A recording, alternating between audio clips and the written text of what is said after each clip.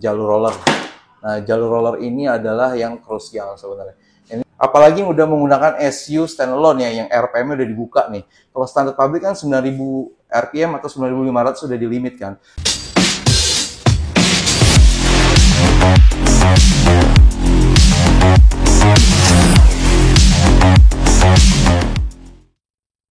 Halo Kodici, Ya, halo. ini ada yang mau nanya-nanya nih Boleh. tentang CVT. Ya.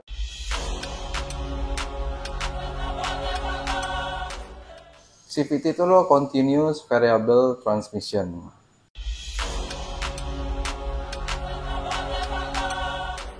Ya, tentu, pasti. Karena dia menyalurkan tenaga dari kruk as ke gearbox belakang, setelah itu ke roda.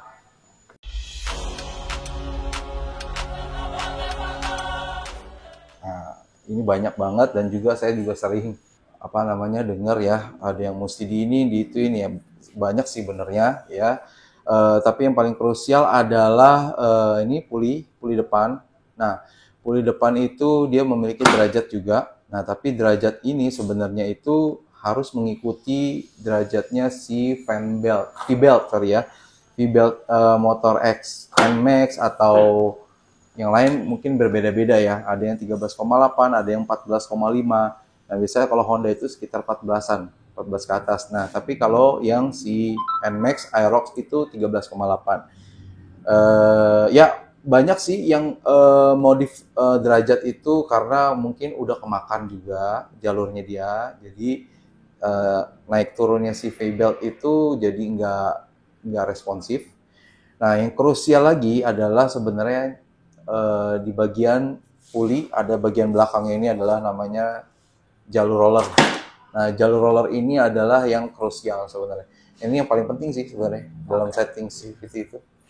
Area ini dan satu lagi persivity. Nah, itu yang krusial menurut saya ya.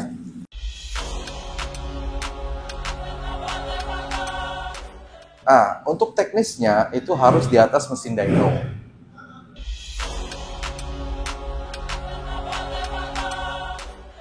Aman aja sih kalau puli dibubut ya. Paling ya resikonya jadi lebih lemot atau lebih enak gitu. Itu aja sih.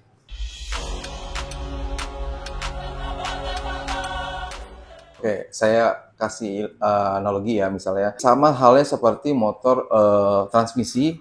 Yang satu motornya speknya besar, ya. Yang satu motor standar biasa, tapi udah disetting nih gearnya dengan baik. Yang satu gearnya keberatan. Nah, jadi yang satu walaupun powernya gede, gearnya keberatan, di jarak tertentu itu pasti kalah. Secara akselerasi itu pasti kalah. Nah, jadi ya sama halnya seperti gear keberatan gitu loh. Kalau misalnya spek udah bagus, CVT acak-acakan misalnya jadi lemot, ya udah pasti kalah. Sampai cuma kirian misalnya, pasti kalah. Karena udah sering banget kejadian kayak gitu ya. Makanya ada tuh yang modal kirian kenceng juga ada.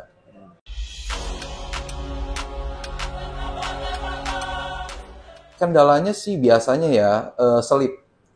Nah, selip itu kan ketahuannya di atas dyno ya, di atas grafik, di atas dyno tuh terbentuk grafik yang melingkar-lingkar banyak. Nah, diusahakan itu kita harus ngilangin lingkaran itu. Nah, biasa terjadi itu karena apa sih? Karena satu, rollernya keberatan bisa. Kedua, jalur rollernya yang nggak simetris. Jadi ada yang naik turun, ada yang bergerigi, bergelombang. Nah, seperti itu sebenarnya. Ada juga karena si rollernya udah peang. Nah, itu yang menyebabkan selip. Nah, itu sih sebenarnya kendalanya hanya selip aja, nggak lebih dari itu. Pesan-pesan dari saya nih, kita kalau modif CVT itu sih diusahakan mainnya standar dulu dimaksimalin. Nah, baru nanti kita upgrade pelan-pelan dari area puli depan. Terus seperti kampas ganda. Nah, banyak yang juga salah kaprah juga menurut saya ya. Harus dibikin kartel lah mangkoknya. Nah, sah-sah aja sih sebenarnya kan. Tapi kan untuk efisiensi lagi, balik lagi efisiensi. Yang di kartel kita udah pernah tes sendiri dari Jakarta, Bali, sampai Banyuwangi itu udah habis kampas gandanya. Nah, berarti kan intinya yang seperti itu nggak cocok buat harian. Ya, mungkin kalau untuk drag race, untuk race doang, race use only itu oke lah. Tapi kalau mungkin untuk harian nggak bagus juga. Nah, kampas ganda juga ada yang pantekan, ya tergantung dari bahan itu sendiri. Ya, tapi kalau saya lebih mempercayai kampas ganda yang original sebenarnya sih, karena mereka udah research, jadi udah di riset dengan alat yang mahal pastinya. Ya pasti ya itu lebih bagus sebenarnya kalau yang standar. Cuma kebanyakan kita yang kesuges, kurang ini kurang itu. Nah makanya dibutuhkanlah dyno untuk mengetahui kirian kita udah bagus belum sih. Nah dyno apa yang bisa melihat itu ya, dynonya BRT, ada hasil analisa CVT, ada nilai-nilai rasio. Nah nilai rasionya itu yang bisa untuk kita setting, entah dianya kurang keras per CVT-nya, entah dianya ini perlu lebih diberatin atau diringanin. Nah itu. Jadi sebaiknya setting CVT itu di atas mesin dyno. Oh iya, kan kemarin ada kejadian yang tentang bearing seater tuh. Ya. Gimana tuh kok? Kalau CVT pakai bearing seater? Jadi kalau menurut saya ya pribadi ya, saya juga pernah ngelihat cara kerjanya si bukan bearing seater, tapi cara kerja per CVT sebenarnya.